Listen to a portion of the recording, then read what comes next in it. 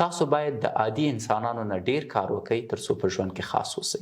بیا یې تکراروم، د عادي انسانانو نه باید ډیر کار وکړئ تر څو په ژوند کې خاص اوسئ. او د دې لپاره چې ښه پوه شئ زه تاسو ته مثال درکوم. محمد علي به وپېژنئ، د نړۍ تر ټولو ستر بوکسر دی، د ګریټسټ اف اني ټایم. ولې؟ هغه نه یو ورځ پوښتنه وشوه په یو انټرویو کې، وایي کله چې ته سینه کشي کوئ څو دانې سینه کشي کوئ؟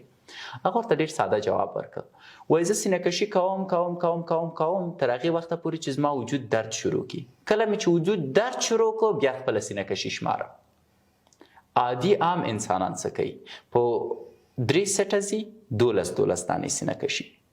اما محمد علي چې د نړۍ تر ټولو ستر بوکسر دی د نړۍ په تاریخ کې، هغه اول سینه کشي کوي تر څو چې وجود درد شروع کړي. کله چې وجود درد شروع کوي بیا حسابول شروع کوي.